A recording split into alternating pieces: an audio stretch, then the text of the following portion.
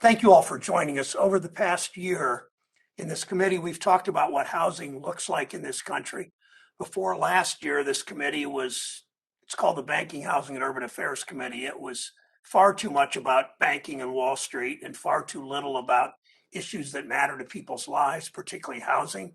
We have changed that. We've talked about how hard it is for people to find a home where they can afford the rent, leaving 1 in 4 renters paying over their half their income every month for housing, and that was before the pandemic. We talked about the way the long, shameful legacy of racial discrimination from black codes and slavery to Jim Crow and redlining, how that shameful legacy has affected renters and aspiring homeowners even today. We talked about the unique challenges facing rural renters and homeowners trying to find a safe, affordable place to raise a family or to grow old in their communities. Housing determines so much, as you all know, about our lives. It determines whether our children will be exposed to dangerous lead paint, how long we'll have to commute every day to work, where our children go to school, how close grocery stores with healthy food are available. Then last October, this committee discussed a problem we'll hear from renters here today. More and more wealthy, deep-pocket investors are buying up the homes that serve as the foundation for families' lives. They see these buildings as nothing more than annual return on equity. These out-of-town, maybe even out-of-country investors are raising rents, sometimes 50%, issuing eviction notices, leaving toxic mold and pest infestations to grow worse, all in the name of their own profit, their own bottom line. And as affordable apartments and houses and manufactured home communities become harder and harder to find, families with nowhere else to go are left with an impossible choice. Pay money they don't have for a home that may put their kids at risk, or risk having nowhere to sleep at night. Then when families are priced out, or when buildings are in such bad shape that they're maybe even uninhabitable, it's our community's leaders, mayors, city council members, ultimately taxpayers, who are left to clean up the mess. Today, we'll hear from renters across the country, 7 of you, representing all kinds of communities, who will remind us that housing is not just a line on a balance sheet or a paragraph in a business perspective. These are people's homes. They're the homes of teachers and healthcare workers, of mothers and grandfathers. They're the homes we hope to raise our children and grandchildren without having to worry about their health or about whether they'll have to choose between rent and food. The residents we'll hear from today show this is a national problem. They're from all across the country: Montana, Maryland, Minnesota, Nevada, all over the country. They live in single family homes. They live in manufactured home communities and apartment buildings, but they all have one thing in common. Investors see their homes as nothing more than an opportunity to squeeze out a little more profit, no matter what the cost to people living there. Our speakers represent the experience of millions of residents who obviously can't be here also. Their stories are often overlooked by the investors who take their rent. We need to hear those stories. We need to hear what our family and friends and neighbors face each day, so that we can tackle our housing challenges in a way that will benefit not primarily Wall Street, but that will benefit renters and homeowners and people in our communities. I'll introduce each of our panelists today, each of our speakers, and then we'll start with Ms. Hernandez to speak. Kathleen Hernandez is from Las Vegas. She's a steering committee member of Renters Rising, a national tenant association. Ms. Hernandez, thank you for being here. Rachel Jones lives in North Minneapolis, is a working mom of 2 young children. Cindy Newman comes from Great Falls, Montana. She's lived for 20 years in a manufactured housing community that was recently acquired by a corporate owner. Juan Cuellar lives with his wife and 3 children in Hyattsville, Maryland. He's joined by Mr. Trent Leon Learman, who will be interpreting from Spanish to English as translator. Debbie Nunez is a mother and lifelong resident tenant in Lower Nob Hill area of San Francisco. Stephen Frischmuth lives in Austin, Texas, where he rents in a property owned by a corporate owner. And last, not least, of course, is Antoon Newman. Antoon Winn is a tenant leader in Brooklyn with the Greenbrook Tenants Coalition. So each of you, there will be no questions from any of our panel, from any of the senators. We want to hear from you. I appreciate many senators are watching this remote. and they're watching this with their cameras off, but some of us are watching with our cameras on. I will just call on each one of you and start with Ms. Hernandez. And thank you for joining us, and the floor is yours. Thanks, Ms. Nunez. Thank you, Ms. Hernandez. Hello, everyone. My name is Kathleen Hernandez, and I do live in Las Vegas, Nevada. I'd like to take the time to thank you for the opportunity to testify today. As stated, I am a member of Make the Road Nevada, an affiliate of the Center for Popular Democracy. I am also a member of the Steering Committee for Renters Rising, which is a national association of renters who live in corporate-owned properties. I joined Make the Road Nevada and Renters Rising to transform the unequal housing system in our country so everyone has a home to thrive in. I'm speaking today not only as a renter who has faced horrible conditions living in a house owned by Progress Residential, but also as a leader in the movement to end corporate control of housing. And this is my story. In the June of 2020, I, along with my fiance and his family, moved into a 5-bedroom house owned by Progress Residential. About a month after moving in, the downstairs toilet overflowed twice. A month later, we noticed foul-smelling, clouded, dirty water spilling into our front yard from a capped pipe sticking out of the ground. We realized this was wastewater when we noticed toilet paper flowing out of the pipe as well. At first, we would only pull around the pipe, but the last 2 times this has happened, it flowed out into the yard and down the sidewalk. We noticed Progress. We contacted Progress to see if we could have someone fix this issue, and were told that they would charge us a service fee that was higher than the cost of hiring our own technician. Unfortunately, the first technician we called couldn't figure out what the issue was, but he did snake the pipes, and the toilet was working again for a little while. After another month, and this is 3 months after we moved in, the toilet broke down again. This time, the technician we called told us there were roots in the pipes and that they were the cause of the toilet backing up and water overflowing in the yard. My brother-in-law called Progress to tell them what the technician had said, but they never called us back, and this problem has only gotten worse. We've had to deal with this at least 4 times. Each time we try calling them, emailing them, or submitting service tickets, but every time they want to charge us hundreds of dollars just to send out a technician to look at the issue, even though in our contract it states large issues will be the responsibility of the rental company. The last time we had to deal with this issue was during the fall of 2021, when not only did the wastewater spill out into our front yard and down the sidewalk as previously stated, but the toilet flooded our downstairs entrance and spilled out from underneath our front door. We've avoided using that bathroom as much as possible. My family and I deserve to live in a home that is safe and clean. We deserve a property manager who is committed to keeping properties in good repair and not just squeezing the last dime out of tenants while providing substandard hazardous living conditions, because that is a biohazard.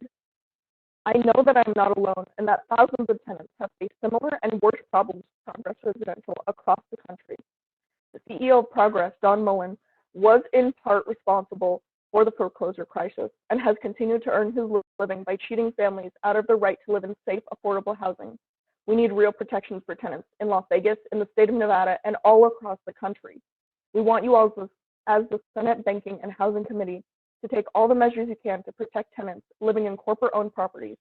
We need greater transparency on who these corporate landlords are and what they own. We need tenant protections like rent control, protection against evictions without good cause, and right to counsel. We need warranty of habitability for everyone and ways to hold landlords accountable for decreased services. And we need social housing to create alternatives to housing as a commodity, because housing is a human right. I am organizing for everyone to have a home to thrive in, and I hope my story illuminates just why that is so necessary for all tenants across the country. Once again, I'd like to take the time to thank you for the opportunity to share my experiences, and I look forward to seeing what actions you all take in the near future. And your words are really, really important. Thank you. And thank you for your work with Renters Rising as the National Tenant Association we were talking about earlier. Thank you so much. Rachel Jones has joined us from Minneapolis. Your Senator Tina Smith is on the screen too. And Ms. Jones, thanks for being here and telling us your story. Welcome. Yeah, thank you for having me. My name is Rachel Jones, and I am a single mom of 2 young kids. I rent in North Minneapolis, and I am also a board member of Inquilinos Unidos, otherwise known as Renters United. They have helped essentially take down 2 very large slumlords in the Minneapolis area. So my story begins with Havenbrook, which is an entity of Pretium. I started renting from them 3 years ago exactly. I was getting out of an abusive relationship. I had an 18-month-old and I was pregnant and I was desperate. I had no job, no money.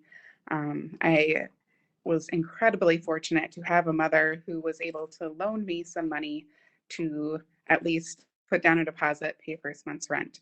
I came across a Havenbrook single family home in that time that was just, it was going to be good enough because I needed to get out of the situation I was in. Um, upon renting the home, well, even before signing the lease, there was no shelving in the cupboards, and the Havenbrook leasing agent essentially said, go to Home Depot, get some wood cut, build your own shelves. And because I was so desperate to just be in my own home, I went with that. I did that. Um, and as time went on, I noticed that Havenbrook was not going to be responsive in any way to any of my needs. There was a very dilapidated garage in the back of the home, albeit it was advertised that the home came with a working, not dilapidated garage. And that ensued a 2 year long fight over me paying for the garage that wasn't actually functional or even safe for me to park my car in or have anything in. Um, they did eventually tear down the garage because the city of Minneapolis got involved. But when they came to tear down the garage, they didn't notify me. So I could have had things in there. I could have personally been in there. Um, but that's typically how it goes with Havenbrook. Um, the worst, though, with them, albeit I've had millions of issues, it feels like, was when the first spring I was there, the basement flooded. There were several inches of standing water on the basement floor. Per Havenbrook lease, in a basement, you need to have a dehumidifier running. The cord cannot go along the ground. That plugs into the wall. They are the ones who installed the dehumidifier, and they did not install it per their own instructions. So when all of the flooding occurred, there was an electrical cord from that dehumidifier under the water. I called and called and called and could not get through to anyone for hours. I eventually reached the corporate office and told them of the emergent need for maintenance assistance, and that there was a live electrical cord running in the flooded basement. And they told me I could go shut off the electricity. Well, to do that, I would have to wade through the water. They told me I could do that or I could just wait. So essentially, risk your life or just wait and hopefully the water goes away. They did finally send someone out about a week later, and all they did, at that point, most of the water had dissipated, and all that person did was put another dehumidifier down in there. There was no action taken to help prevent the flooding, such as fixing some of the basement walls and putting gutters on the house, which I did end up fighting for after that first spring. Everything is a fight with them, and it always has been.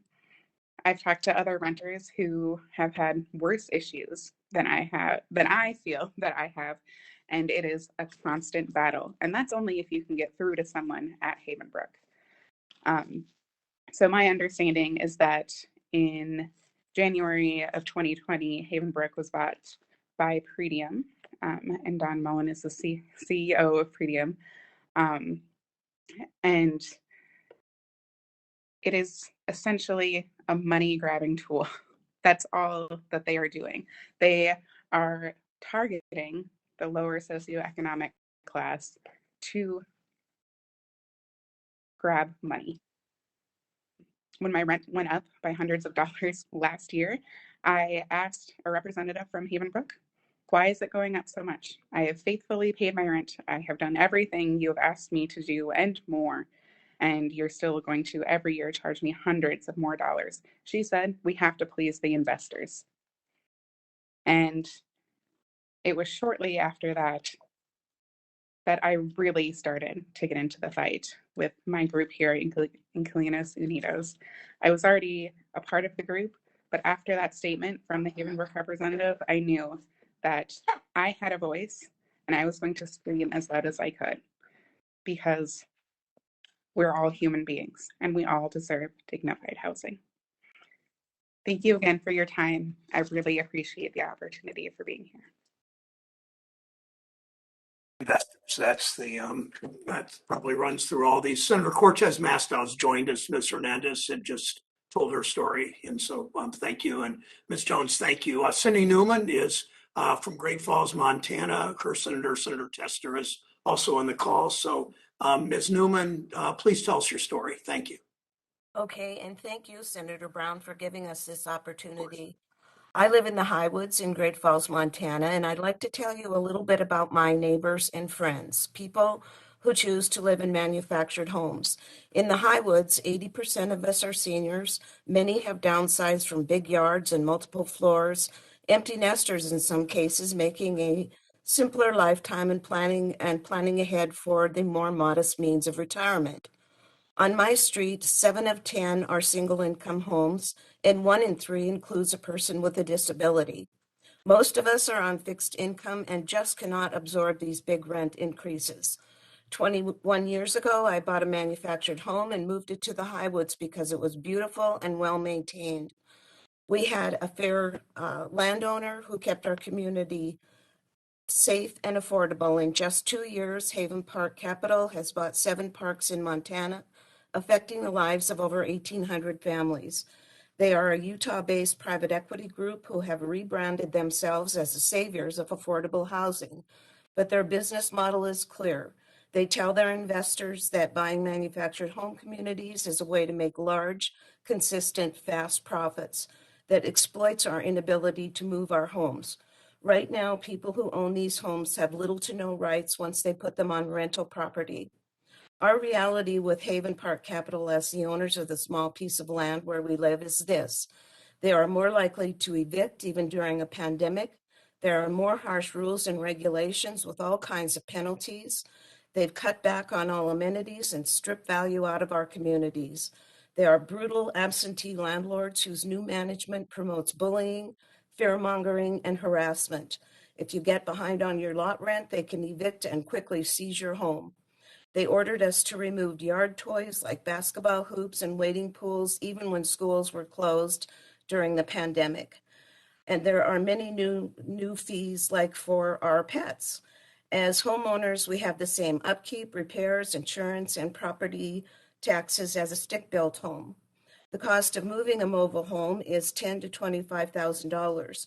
New residents in the Highwoods are paying $475 a month, plus the now uncoupled water, sewer, and trash removal. Before Haven Park, we paid $283 total. That's about an 86% increase for the dirt our homes sit on. It's hard to believe we could lose our homes and life savings to such uncaring, greedy people. We made a valiant effort in the midst of a pandemic to get protective laws passed in our Montana legislature. I thought, who wouldn't vote for fair treatment for seniors, veterans, and disabled folks? I thought we had good reason to ask for laws to secure a more level playing field. Senator Hoeven, who sponsored our bills, apologized and said he sincerely thought his colleagues would be as mad as he was about such unscrupulous greed. It was obvious from the start that we did not have even a slight chance in the present climate. Haven Park's past business practices have been openly questioned in state legislatures and Congress. They are questioning the misuse of Fannie Mae loans to fund these predatory private equity groups like Haven Park. They drain local communities of affordable housing and harm families using funding created during the New Deal to stimulate and sustain affordable housing. In 2019, Enterprise Community Partners received one of 5 national awards for their outstanding affordable housing work. 2 months later, their subsidiary Bellwether Enterprise provided funding to Haven Park to buy the 7 Montana parks, and whose thirst for profit is forcing us out of our once affordable homes. With the help of MH Action, we have met with Enterprise CEO and Vice President to tell them of the hardships Haven Park Enterprise have caused. Enterprise, whose mission statement is a lovely, affordable home in a vibrant community for everyone. Unfortunately, today, some of Enterprise's work are at odds with that vision, and they are fueling the fire to displace us from ours. 2 years later, and we have no fair lease and no way to fight back. What is hardest to live with is that I thought my home would preserve my memories and secure my future. Haven Park has taken that away. They are bleeding us dry because with few consumer protections, we now live with fear and uncertainty. I am including with my written testimony Fannie Mae's duty to serve from 2019, a solution to this huge injustice they describe in their lease pad protections. Making this recommendation a requirement is all it would take. Thank you very much. Thank you so much, Ms. Newman. Juan Cuellar is here from Hyattsville, Maryland. He's here with his translator, Trent Leon Learman. Mr. Cuellar, thank you very much for joining us.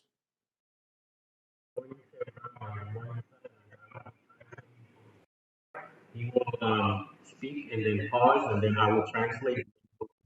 So, senadores, mi nombre es Juan Cuellar, vivo en el complejo de Victoria Station en Hyattsville, Maryland. Desde el año 2000, con mi esposa y mis 3 hijos, somos parte del comité de inquilinos de Benford Victoria Station. Arbor y la familia de empresas del Arbor son propietarios de miles de apartamentos en el país. Nunca los hemos conocido o visto en los 10 años que han sido dueños de nuestros apartamentos.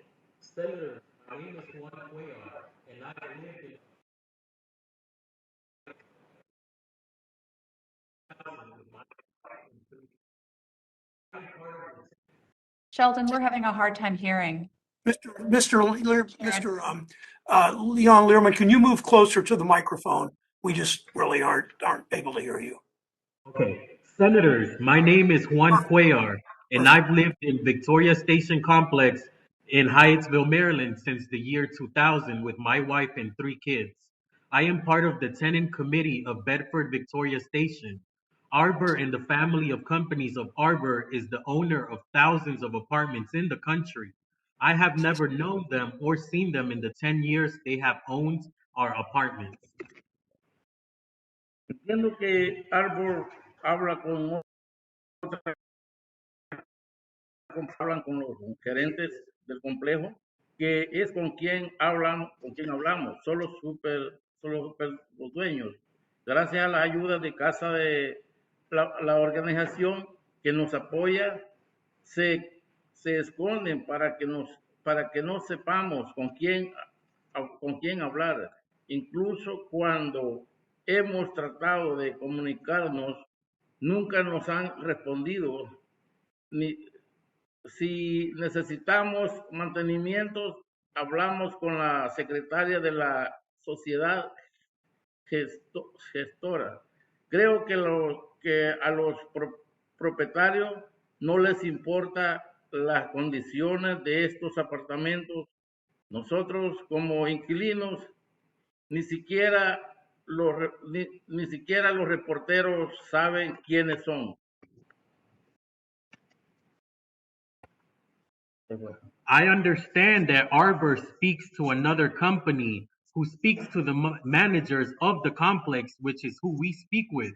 I only learned of the owner because of the help of CASA, the organization that supports us. The owners hide so that we don't know who to talk with. Even when we have tried to reach out, they have never gotten back to us. If we need maintenance, we speak with the secretary of the management company. I believe that the owners do not care about the conditions of these apartments. Us as tenants and not even the reporters know who they are. La mayoría de los que vivimos aquí somos de Guatemala, El Salvador, Honduras y casi todos somos inmigrantes. Los dueños piensan que por ser inmigrantes no somos importantes para ellos. quieren que el dinero llegue todos los meses sin hacer nada por nosotros. Tenemos la necesidad de vivir en unos apartamentos, pero no vivir así. The majority of us living here are from Guatemala, El Salvador, and Honduras, and almost all of us are immigrants. The owners think that because we are immigrants, we are not important. For them, they want the money to arrive every month without doing anything for us. We have the need to live in an apartment, but not live like this. El techo de los pasillos de esta se están cayendo. El piso de madera se está pandeando. No tenemos calefacción. Hay cucarachas y ratones y más plagas. Y unidades de aire acondicionado no funcionan. Hay mucho. El refrigerador no funciona. No quieren arreglar nada, incluida la estufa, el refrigerador o el calentador, ni arreglar los pisos. Están dañados. Están dañados. Toda nuestra familia no es solo nuestra familia a la que están dañando, sino a todas las familias. The ceilings in the hallways are falling in. The wood floor is buckling. We don't have heat. There are cockroaches and mice. The air conditioning units don't work. There is a lot of mold. The refrigerator doesn't work. They don't want to fix anything, including the stove, refrigerator, heater, or fix the floors. It is harming our entire family, and it is not just our family that is being harmed, but all of the families in the complex. Además, han aumentado mucho el alquiler y ahora tenemos que pagar nuestra propia agua cuando antes no lo hacíamos. Ni siquiera recibimos recibos de calidad de agua que usamos. La empresa solo nos dice que tenemos que pagar lo que nos digan. Creo que tenemos plomo en nuestros edificios debido a las antigüedades de las infraestructuras. Aguas amarillas caen del techo. Also, they have increased the rent, and now we have to pay our own water when before we did not have to. We don't even get receipts about how much the water is. The company just tells us that we have to pay what they tell us. I think we have lead in our building because of how old the infrastructure is, and the water that's coming from the ceiling is even yellow. Estamos seguros de que las condiciones en las que vivimos han afectado a nuestra salud, porque no es higiénico, con todos los ratones y cucarachas, aunque siempre estamos fumigando. No podemos controlar. La compañía se ha beneficiado con más de $1 millón de asistencia de alquiler durante la pandemia, solo de nuestros complejos de apartamentos. We are sure that the conditions we live in has affected our health because it is not hygienic with all of the mice and cockroaches. Even though we are always fumigating, we cannot control them. The company has benefited with more than $1 million from rental assistance during the pandemic from just our complex alone.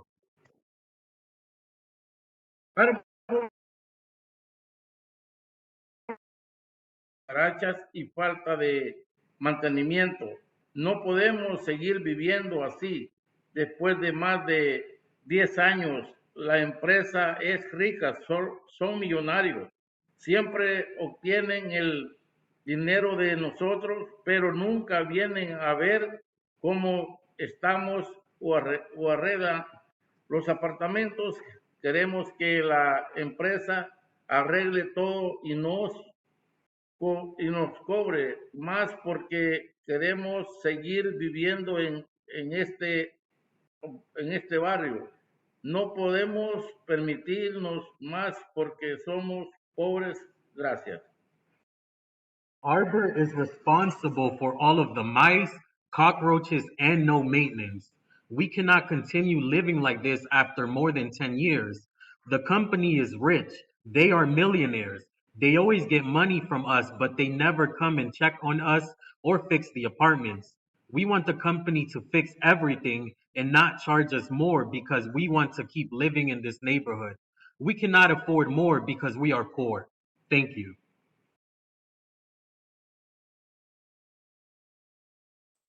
Thank you very much, Mr. Cuellar, for joining us, and Mr. Leon Learman, thank you for the good translation. Deborah Nunez is a mother and lifelong resident in Lower Nob Hill in San Francisco. Ms. Nunez, please speak to us. Thank you for joining us. Good morning, Chairman Brown, senators, staff members, and fellow tenants around the country. My name is Debbie Nunez, and I'm very honored to be here this morning. I'm a lifelong resident of San Francisco and have lived in our 34-unit building at 1035 Sutter Street for 32 years. My daughter Katharina was born in October 1995 and has lived here all her life. It is most certainly my home and always will be. We have lived under 3 different owners, including the current corporation, Veritas Investments, San Francisco's largest landlord, and now one of the largest multifamily operators in California.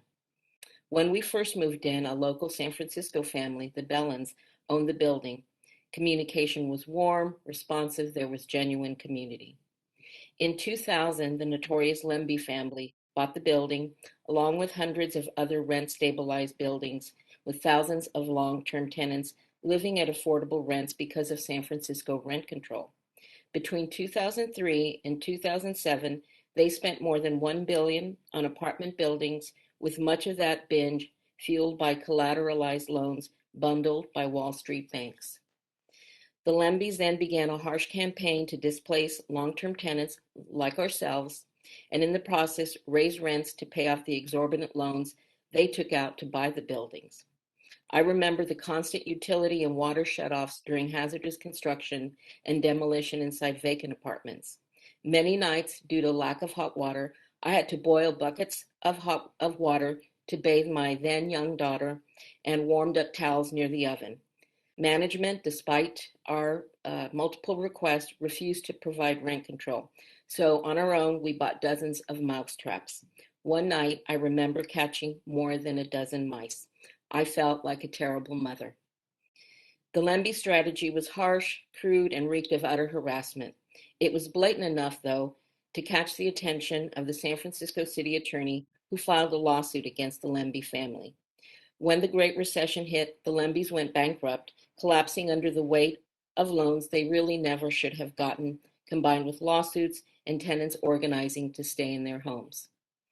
Enter Veritas Investments.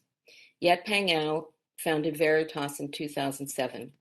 Mr. Ao spent over a year talking to the Lembys before closing a roughly $500 million deal for a chunk of that Lemby portfolio, including my building. Mr. Ao's time at Harvard Business School helped secure a crucial investor, the Bauhaus Group, one of the world's largest hedge funds founded by Harvard professors. Bauhaus provided 90% of the equity for at least a portion of the Lemby properties. Instead of relying mainly on bank debt like their forebears, Veritas has combined debt with equity with some of the largest investors in the world to fund this shopping spree. They include the private equity giant Carlyle Group and Ivanhoe Cambridge, the Montreal-based investor that has tens of billions of dollars in assets. In 6 years, and largely under the public's radar, Veritas went from owning fewer than 100 buildings to being San Francisco's largest residential landlord. Veritas and its investors now own more than 250 buildings, totaling more than 6,000 units, with properties now in Oakland, Alameda, and Los Angeles. Many of the acquisitions in LA happened during the pandemic. What does this all mean for tenants like ourselves in Katharina? Unlike Lemby's crude approach to forcing out tenants, Veritas is sophisticated and expert at exploiting legal loopholes. To raise rents on long-term rent-controlled tenants, they pass on the cost of cosmetic projects, resulting in double-digit increases because of largely aesthetic and exaggerated construction cost. When tenants are priced out, they gut the vacant units, tear down walls with haphazard regard for lead and asbestos protocols. Water and utility shutoffs, downed elevators, and inconsistent noticing reduce tenants' quality of life. But their paperwork with the San Francisco Rent Board is largely on point. So the only thing that has ever really changed their business practice is public organizing and action by tenants as myself. I never wanted to make a stink about tough conditions. I wanted to work through things and survive. But when Veritas tried to raise my rent and my neighbor's rent by 10% because of construction costs that I believed to be fraudulent, that was it for me. I'm about to turn 65, and this is no joke. I joined the Veritas Tenants Association. I began organizing with my neighbors. I made phone calls to our Spanish-speaking tenants under Veritas, and just yesterday spoke to our local board of supervisors in support of groundbreaking legislation to legalize tenant unions. My neighbors and I, by the way, beat that 10% increase as well. So I am grateful for this roundtable today, for the senators who are taking these issues seriously, and for my fellow tenants sharing their stories. I send you solidarity from San Francisco. Thank you. Thank you very much, Ms. Nunez, for your good insight. Stephen Frischmuth from Austin, Texas. Mr. Frischmuth, welcome. Good to see you. Yes, good morning. Thank you very much for your interest.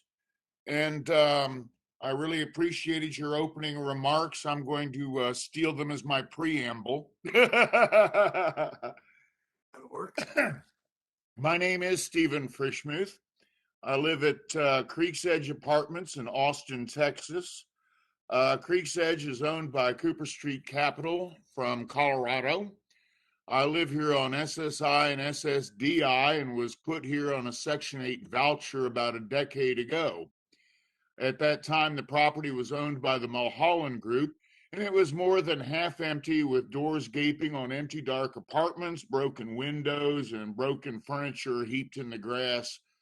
Most of the complex had no hot water for over 2 years, and the city installed portable showers on the tennis court. But by this time, transients, junkies, and thieves and prostitutes began squatting here, and tenants were too scared to use those showers. The place had become dangerous. Already disabled, I got mugged 100 feet from my front door, robbed, and sent to the ER. Both HUD and I were paying the rent. The property never gained public nuisance or health hazard status, and it continued merrily collecting rent. A new city organization found me called BASTA, which stands for Building and Strengthening Tenant Action. Situated between legal aid and code compliance, BASTA facilitates tenant organizing. Creek's Edge formed a tenants association, and simpler said than done, the owners were convinced to sell the property. The current owners, Cooper Street Capital, did return the complex to habitability, but maintenance is shoddy and management is hostile, insulting, mendacious, and always voracious. Management contrived false and outrageous ledger balances against tenants, then illegally threatened to enter and attach any property that might cure this so-called debt. Management threatened evictions. They threatened to take kids' toys from the front porch and then fine the parents. They began charging $20 a month for each parking space, then hired a tow company to tow anyone with an expired parking sticker. They never give any receipts. They never put anything in writing. A year ago, in the aftermath of the blackout here in Texas, BASTA, the Creek's Edge Tenants Association, and the Workers' Defense Project organized potable water and boxed dinners for the tenants. Cooper Street management called the police to have this aid driven away. Currently, management seems intent on driving away Section 8 tenants and appears happy to threaten and torment even those with MHMR disabilities. In Texas, it's perfectly legal to torment the mentally ill for money. I suspect Cooper Street has filed for emergency funds for some tenants, perhaps repeatedly, without eradicating the fabricated balance. And there's no way to find out any of this, and I can only suppose this is what they've been up to. The families in my complex are now designated essential workers, and they need a renter's bill of rights. Of course, all renters deserve a fair lease, honest services, accurate record keeping, fair collections, good cause evictions, and habitable conditions. And it isn't too soon to push for universal rent control. I think rent here in Austin has increased by 40% in a year, 2 years, something outrageous. But no matter how high in the tower you might rent, after they're done with us poor folks, they will be coming for you. Renters here and across the country comprise a majority, and they might show appreciation to any tenants advocate out there who's willing to get us a few rights. And thank you again very much for your time. Well said, Mr. Frischmuth. Thank you so much. Our last speaker is Ms. Antoon. She is a tenant leader in Brooklyn, New York. Ms. Winn, thank you very much, Ms. Winn, for joining us. Thank you.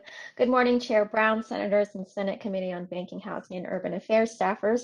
Thanks for creating space for me to testify before you all today.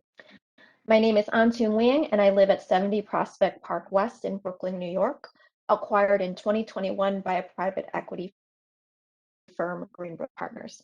Greenbrook owns well over 100 multifamily buildings in New York City, purchased mostly during the COVID pandemic at over $400 million to date. They partner with other private equity groups, including the Carlyle Group, the world's second largest private equity firm, and NW1, a much smaller, though very ambitious London private equity firm focused on real estate. They are in turn financed by institutional investors like the Texas Permanent School Fund, the oldest and second largest sovereign wealth fund in the United States. I give this testimony as a longtime resident in a tight-knit community that's been deeply and negatively impacted by their actions, and I hope this will shed some light on the realities of private equity landlords, particularly in New York City real estate. I have lived in my apartment for over 12 years since I moved to New York in the depths of the Great Recession for work in 2009. When I first arrived, I bounced around from one sublet to another for almost an entire year until I found a beautiful home where I could put down roots, build community, and pursue my dreams. Many residents in our building have lived here for 30, 40, and 50 years.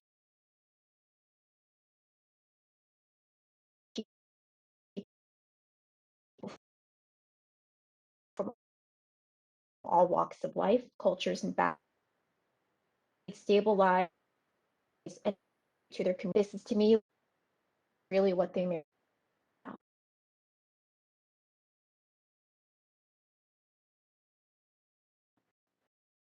I think we just lost you, Ms. Winn.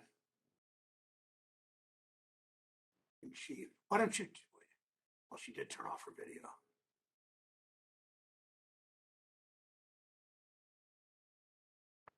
Rent and on time.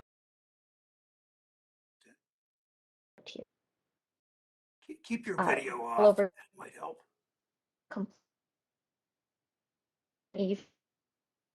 I have roommates. Okay. Stop. Can you hear me now? Can you hear me now? Can you hear me now? Sure, but turn off your video, and just try again if you would. Yes,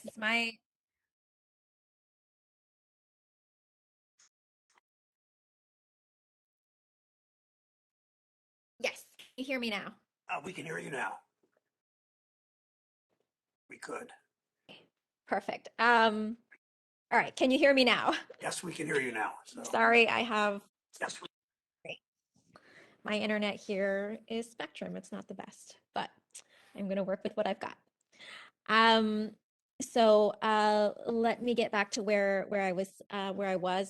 So I have paid my rent in full and on time every month that I have lived here for well over 12 years, with never a complaint nor missed rent. And it hasn't been easy. Like many New Yorkers, I have roommates to make my market rent apartment affordable, and job transitions have meant that I've struggled with the bills at times. Today, I work for a small nonprofit that supports working people build economic opportunity by starting employee-owned small businesses. As the daughter of refugees and small business owners, I have devoted my career to help make New York City and our country a place of opportunity and inclusion for all, paying it forward to make the American dream accessible to everyone. None of this matters to Greenbrook Partners. They announced the purchase of our building on March 21st, 2021. One day later, on March 22nd, I received a notice to vacate in the midst of the ongoing COVID pandemic. You may ask, why would any landlord do this to a stable, long-term tenant? Private equity landlords are a different breed. Their goal is maximizing profit, not the stability that comes with a long-term tenant. I am a suboptimal tenant to them because they think they should be able to extract much more rent in order to maximize profit on their speculative investment. Greenbrook's investment strategy is to take advantage of housing markets that are in, quote, COVID-related distress, end quote, and quickly buy up multifamily assets from smaller landlords in a targeted area, effectively cornering the market. They use advantageous financing that regular homeowners would never be able to access in New York City. Once a building is acquired, Greenbrook pushes out the market rate tenants, both commercial and residential, remodels apartments whether they need it or not, and then re-rents the units at astronomical prices, raising rents by at least 50% to over 3 times or more what these units had previously been going for only months before in order to maximize profit. They engage in construction as harassment, beginning large-scale construction, often not properly permitted and without required safety precautions, to drive rent-stabilized tenants out. Greenbrook construction has been stopped by the City of New York on multiple occasions, with one tenant spending 4 days hospitalized for severe asthma related to construction dust, and myself and my roommates experiencing the total collapse of our bathroom ceiling due to demolition work on the floor above. In both cases, Greenbrook was extremely lucky that no one was permanently injured. This is a predatory model that destroys communities, fuels real estate speculation, and robs potential home buyers from being able to afford a home to purchase and set down roots. When maximizing profit at any cost is the outcome, externalities like families and communities do not factor into the equation. Greenbrook and their business model do not care if I or my neighbors become homeless. In fact, their business model makes that possibility incredibly likely. Greenbrook tenants like myself have formed the Greenbrook Tenants Coalition to fight back against the suspected illegal deregulation and overwhelming rent we've been charged through legal channels, advocacy, and tenant organizing. Not all tenants have been able to organize like this. More often than not, when we reach out to a Greenbrook building, we find we are too late and tenants have already left or are in the process of leaving. This is an ongoing tragedy that is devastating New York City. The actions of predatory firms like Greenbrook and its private equity landlord peers are why there are housing crises across the country, from New York City to Austin, Texas, where I used to live. It is reprehensible to threaten people's homes during unprecedented public health emergency, and private equity landlords like Greenbrook and Carlyle Group should be ashamed to do it. Senators, I urge you to take legal and regulatory steps to hold private equity landlords accountable for unethical and illegal practices and to curb the massive speculation that they are engaged in that's fueling the housing crisis, uprooting communities, and destroying the lives and livelihoods of families and small businesses across the country. Thank you for your time. Thank you, Ms. Winn. Thank all 7 of you for joining us. Your stories were really helpful. Obviously, the members of this committee want to help renters and residents across the country. We will work together to find federal, state, and local solutions to the problems you've explained today. Your stories from Ms. Hernandez and Ms. Jones and Ms. Newman and Mr. Cuellar and Ms. Nunez and Mr. Frischmuth and Ms. Winn were all really helpful. That critical information that policymakers at all levels of government need to consider as we seek to make housing safe and secure and affordable across the country. So again, thank you, Senator Tester. Thank you for joining us and other senators on this call, but especially you as residents. And thanks for your courage for speaking up. Thanks for organizing in your own communities and making a difference. And what you have said to us will really matter. So I will call this meeting to an end, but thank you so much for joining us today. Best wishes to all of you. Thanks.